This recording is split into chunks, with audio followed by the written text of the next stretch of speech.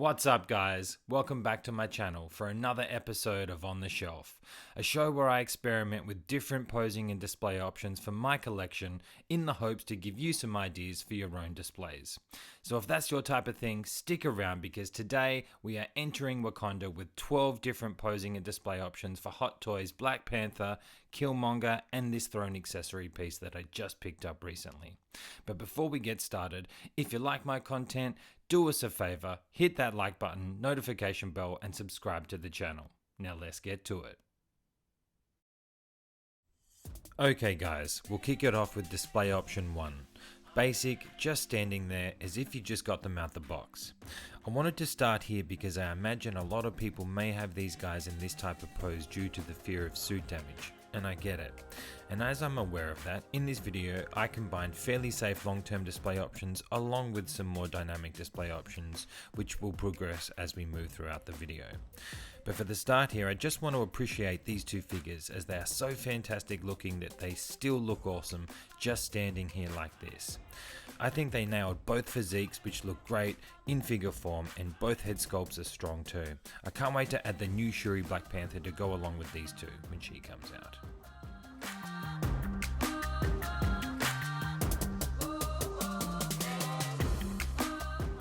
Okay, moving on to display option number 2.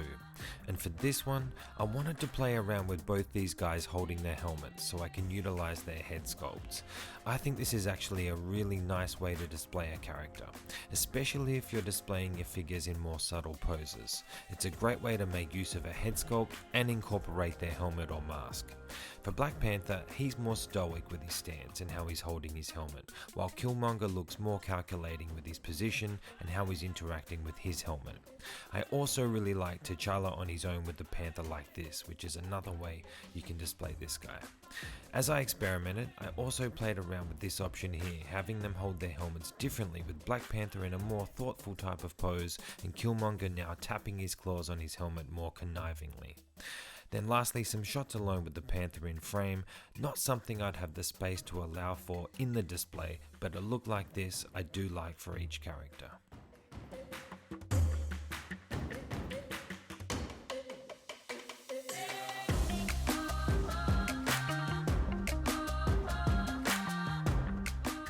Display option number 3, and this time the focus is on using the accessories to showcase with the figures.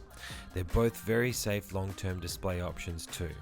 Now I've got the Panther separating these guys, but you can also change it up and bring them closer together like this, which takes up much less space on the shelf.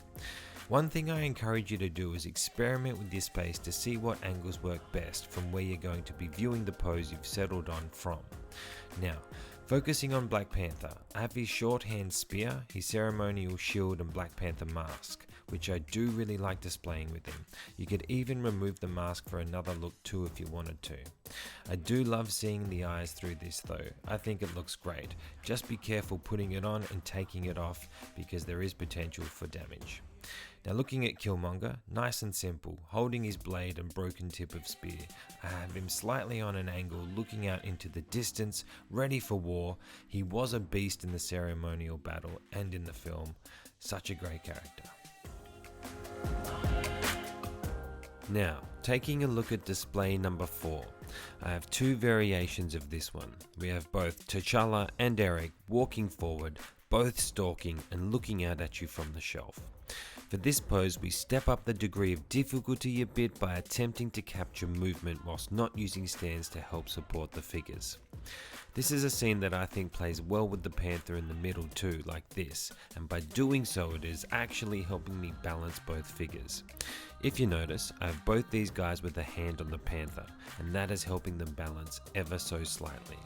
And the reason for that is, when it comes to capturing their movement, I'm utilizing both figures' articulated toes. I have both of them on their toes with their back feet, and then for their feet coming forward I have toes slightly curled up, trying to convey the ball of the foot making contact with the ground before transferring the weight to the toes to make the next step, if that makes sense, trying to make it look very natural. Imagine these two teaming up, what could have been?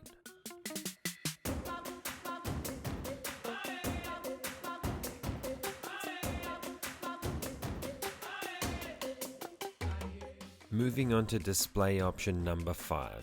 Upping the degree of difficulty a little more with both Black Panther and Killmonger with their helmets on, in full kit, ready for war, and for this one, I wanted to play around with moving them around with the Panther to see which angles could work best and capture the vibe the most. For Black Panther, I'm going for a moment like he's just heard, seen, or sensed something and he's now become alert.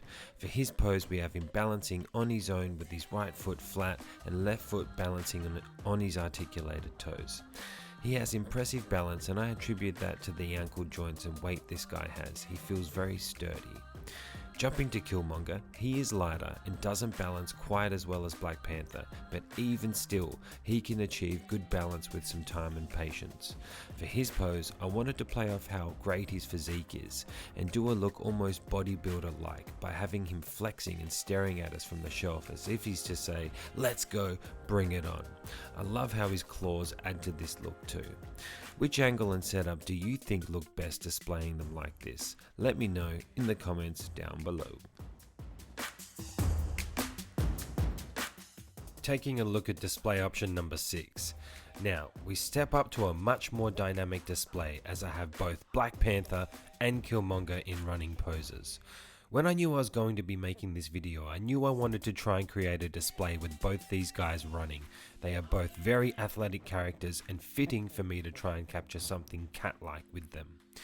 After playing around with different display options with these poses by having them separated by the Panther long ways, then closer together and then without the Panther, I think these poses capture the looks I wanted to achieve with both figures. Black Panther's pose is more sleek and agile, whilst Killmonger's pose is much more blunt and aggressive, coming straight at us, each pose representing both characters' personalities. For Black Panther, I have him using the Iron Man battle damaged Mark 85 base with a dynamic flight pole, which makes it easier to achieve this look of him running with one foot on the ground. Be aware though that this pose, like this, can be stressful on the suit and could cause creasing if left long term. For Killmonger, I have him using the base that comes with the Ahsoka, so I could use a dynamic pole to help hold him in place. As I like to try and hide stands and flight poles in my displays, I've done my best to have these guys pose dynamically whilst doing that. That part can make it harder to display, and it is a challenge sometimes, but I always love trying. Okay, moving on to display option number 7, the battle. From here on, I'm going to experiment with displaying these guys fighting, as I think it's a fitting way to pose these two up in your display together. Having them come at each other, claws out, I think really works and reminds me of their conflict in the film, and it's a pose I think works with or without the Black Panther statue. For this scene, I'm again using my 2 battle damage Mark 85 bases for both of these guys, but this time I used an acrylic rod and crotch holder to help balance Black Panther, as he's on both his tippy toes for this one. It's a fairly dynamic pose, so again, if you're choosing to do something dynamic like this, be aware of the potential risks. For Killmonger, to my surprise, he's actually balancing on his own, and I can tell you that happened by accident. He has his left foot flat on the ground taking most of the weight, and then on his tippy toes on the right foot. If I was keeping this in the display, I'd probably bring in a crotch holder to help keep him safe from falling.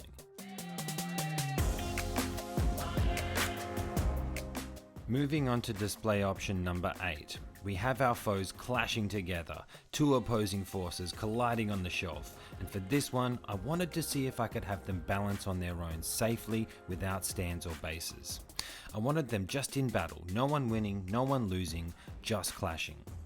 In regards to the idea, I have them pretty much mirroring each other when it comes to stances. I'm trying to capture that moment just after colliding. From front on, it is a bit harder to tell, but in person and from other angles, you'll be able to see how much they are leaning forward and into each other, which I'll try to capture here with multiple angles for you.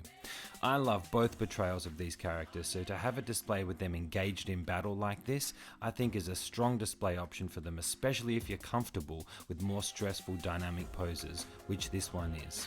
Let me know if a scene like this is something you'd consider as a display option, or if you think it's maybe too worrisome to leave them in for you. I'd like to know. Let me know in the comments.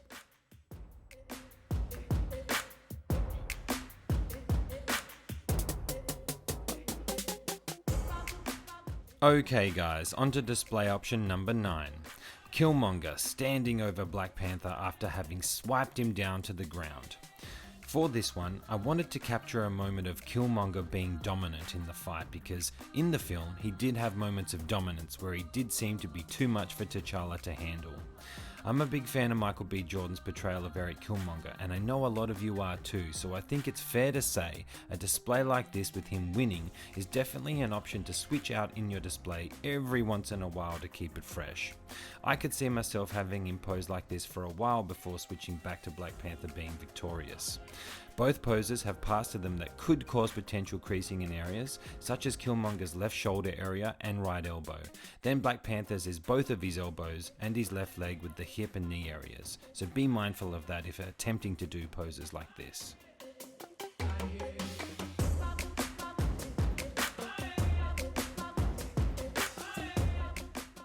Moving on to display option number 10.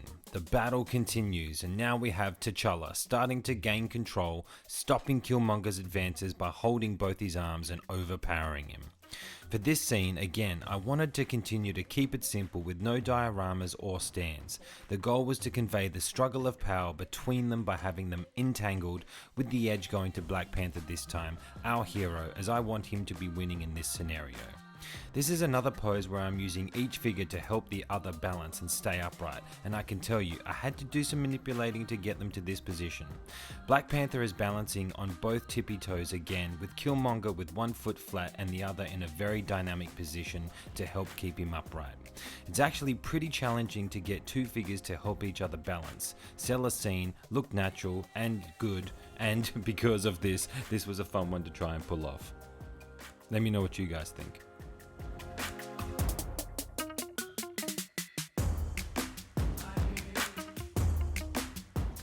Moving on to display option number 11, Black Panther now bringing it home and laying the smackdown on Killmonger. Taking home the W, as he should, because he's the hero after all. For this scene, I really wanted to capture something eye-catching that if on the shelf amongst other figures would definitely stand out. Warning that something like this can potentially cause creasing and possible damage around the waist from the pesky waist grabber, but if you don't care about that and want to have these guys selling a moment, I think this is a fun display choice. As always, I'm going for a hidden stand, so again I'm using the Battle Damage Mark 85 base with the dynamic pole for Black Panther and the Ahsoka base for Killmonger. Not because I needed to, but because I think it works with both these characters. No stand for Killmonger either, as he's just leaning on the diorama. I love capturing movement, and these figures can definitely pull off some great poses. I'm not even scratching the surface with all of the cool poses that can be done with these guys. I've seen many people do awesome ones in the community already, which is great to see.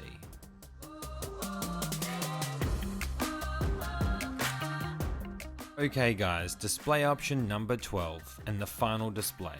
We have Black Panther giving us a Wakanda Forever pose. Come on guys, you know I had to give it a go. For him, I have the fists on for this one, but you can also use the open palms for a different look. And then we have Killmonger being stoic, casually holding some weapons like a boss. Nice and simple. Two very respectable poses in my book. And that's it guys and girls. I hope you've enjoyed this episode of On the Shelf and maybe got some inspiration for your own displays. I thank you all for tuning in, and if you haven't already done so, do us a favor, hit that like button, notification bell and subscribe to the channel. Memberships are available now, so if you'd like to support the channel, take a look and see if you'd like to join the Iron Legion. Lastly, we got reviews and unboxings, story theme posing showcases, display tips and tricks, plus live streams including The Rundown, where we deep dive into film and TV. But for now guys, until next time, I'm out.